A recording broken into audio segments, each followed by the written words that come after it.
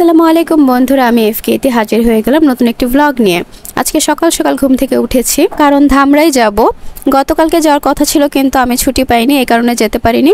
তো আজকে যাব, রেনু খালার বিয়ে ঠিক হয়েছে। তো আবার মেহরাব রেডি হয়ে বসে আছে এখানে। আমরা সবাই আস্তে আস্তে রেডি হচ্ছিলাম। তাও একবার রেডি হয়ে গেলে আর অপেক্ষা করতে চায় না। দেখেন কিভাবে গোমরা মুখ করে বসে আছে। আমি বিয়ে টিয়ে বলেন কোনো প্রোগ্রামে যেতে আমার খুব একটা তেমন পছন্দ কখনোই ছিল না। এখন যাই কারণ বাসার সবাই একসাথে কোথাও গেলে আমার খুব ভালো লাগে। আমার বাসার মানুষের সাথে ঘুরতে খুব ভালো লাগে। তো আবার মেহরাবও খুব খুশি ছিল, কারণ তারাও ঘুরতে খুব পছন্দ করে। আর আমার মাও ধামরের কথা শুনলে পাগল হয়ে যায়। অসুস্থ শরীর নিয়ে সে রেডি, সবার আগে রেডি হয়ে বসেছিল যে কখন যাবে।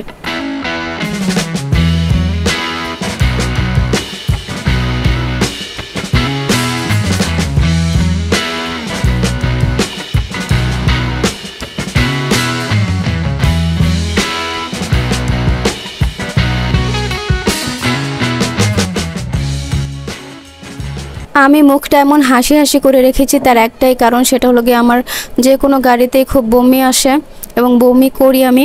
শুধুমাত্র বাইকে উঠতে পারি, রিক্সায় উঠতে পারি। এই দেখেন মেহরাব ভয়ে কিভাবে আমাকে ধরে রেখেছে। তো হাসি হাসি মুখ করে রাখলে বমিটা মনে হয় যে আসছিল না, এই কারণে এমন ছিল। আমার কলেজে চলে এসেছি।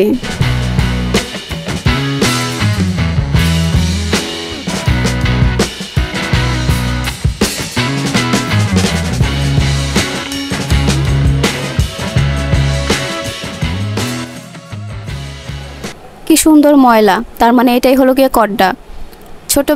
ছোটবেলায় না, ঠিক বড়বেলায় আমি যখন প্রথম ধামরাই একা একা যাই, সেটা ছিল সম্ভবত আমি যখন অনার্সে পড়ি, সেকেন্ড ইয়ার বা থার্ড ইয়ার, তখন একা একা একবার গিয়েছিলাম ধামরাই। আসার পথে আমার বাবা আমাকে ফোন দিয়েছিল যে আমি কত দূর এসেছি।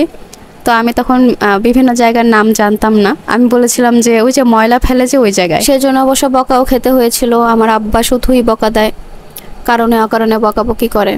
যাই হোক, আমার বোনকে মিস করছিলাম, কারণ সবাই এসেছি, ও ছুটি পায়নি, এই কারণে ওকে রেখেই আসতে হয়েছে। যদিও বিকালে আমরা চলে আসবো আবার সবাই।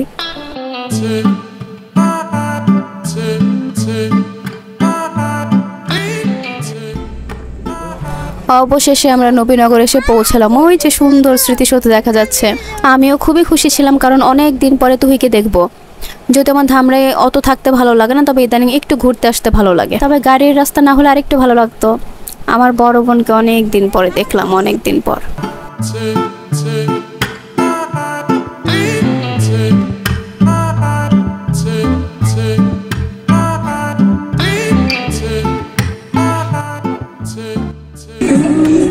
তুহিদের বাসায় এসেই প্রথমে আগে আমার গান ছাড়তে বললাম টিভিতে। তো আমরা দেখছিলাম এবং রেডি হচ্ছিলাম। বড় স্ক্রিনে গানগুলো দেখতে খুবই ভালো লাগে।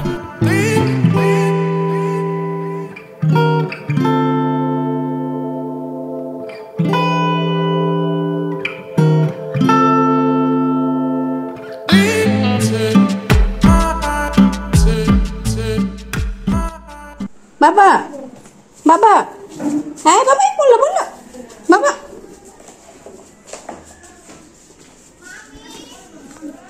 বাবা খালি পেয়ে গেছে।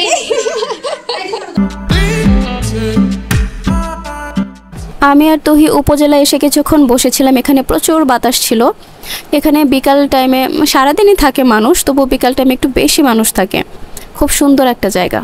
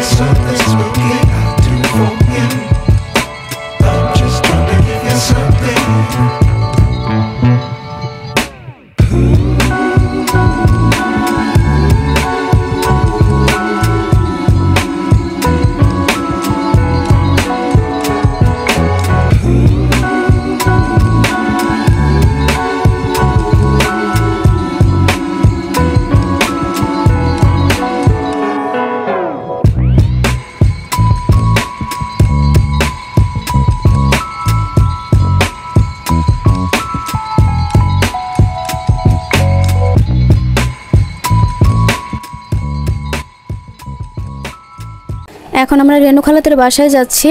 আব্বা আম্মা সবাই চলে আসবে আলাদাভাবে, আমি আর তুহি আলাদা এসেছিলাম। তো এই এলাকার বৈশিষ্ট্যটা হলো এখানে প্রচুর বানর ছিল, এখনও আছে যদিও কম। এসে মামার সাথে দেখা হয়ে গেল, খলিল মামার সাথে। তো রেণু খালা হলো গিয়ে আমার মায়ের মামাতো বোন, ইনি হলেন আমার ছোট মামা। আর এই কিউট ছেলেটা হলো আমার কাজিন আনাস।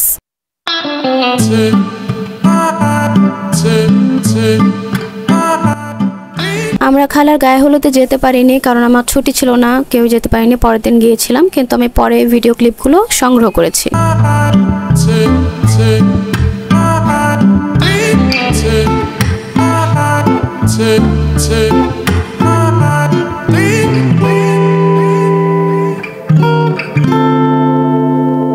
আমি আর তুহি এখন ভেতরে যাব খালাকে দেখার জন্য, এবং যে দেখি ভেতরে আর কার কার সাথে দেখা হয়। যদিও আত্মীয় স্বজন সবাইকে এত ভালো চিনি না, তবে পরিচিত হতে সমস্যা নেই।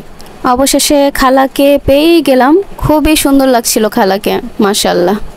আমার আরেকজন মামা চলে এসেছে, তো আমি সবার শ্যুট নিচ্ছিলাম। সবাই খুব আনন্দের সাথে আমার ভিডিওর মধ্যে পোজ দিচ্ছিলেন।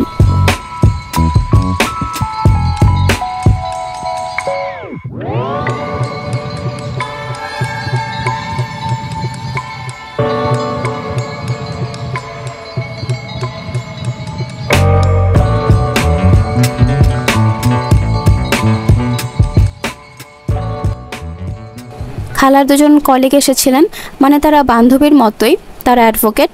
আমার খালাও অ্যাডভোকেট, আর খালু হলো গিয়ে বিজনেসম্যান। তো ধামরাই যখনই আসি ছোটোবেলা থেকেই এই বাসাটা আমাদের খুবই পছন্দ, কারণ এ বাসা আমার যত খালা আছে, মামারা আছে, তারা সবার সাথে, ছোট বড় সবার সাথে খুব সুন্দর করে মেশে।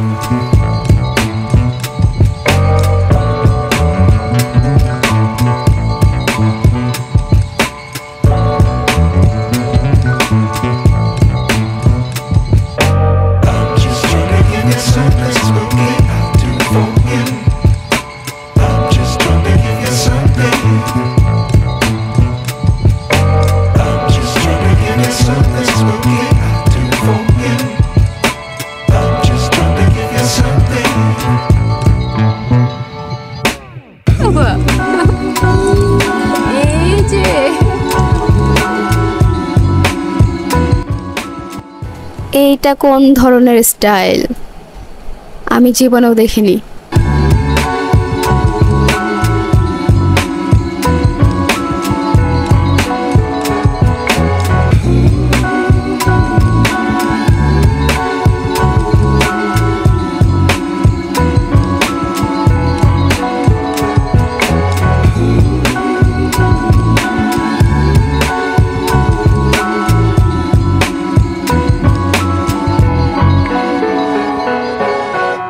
ছাদে গিয়েছিলাম ড্রোন শ্যুট নেওয়ার জন্য, কিন্তু পরে নেওয়া হয়নি। উপরে যেয়ে দেখি যে খালু চলে এসেছে, আমাদেরকে গেট ধরতে হবে এখনই। যদিও আমি এগুলোতে এক্সপার্ট না, আমি শুধু সবার সাথে দাঁড়িয়ে থাকতে পারি, আর কিছুই করতে পারি না। তবু আমি যে সবার সাথে একটু হাত মেলানোর চেষ্টা করলাম।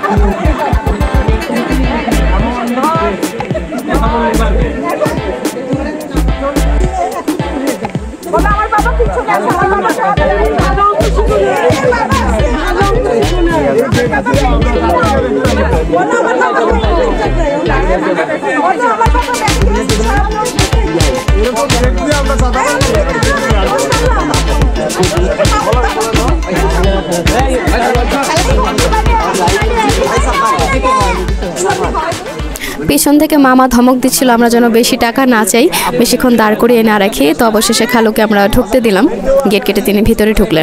প্রচুর গরম ছিল, তো আমরা খাওয়া দাওয়া করে একটু চলে গেলাম তুহিদের বাসায়। ওখানে যে ড্রেস চেঞ্জ করে আবারও একটু ঘুরতে বের হয়েছিলাম।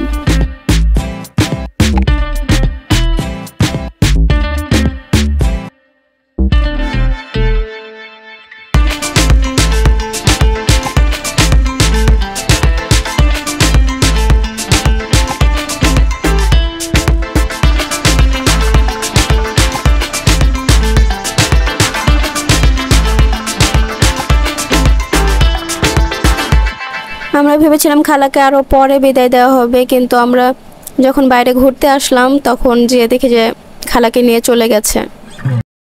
এরপর আমরা ধামরাই বাজারে কিছুক্ষণ ঘোরাঘুরি করলাম, অনেক কিছু দেখলাম, যদিও সময় খুবই কম ছিল আমাদের হাতে।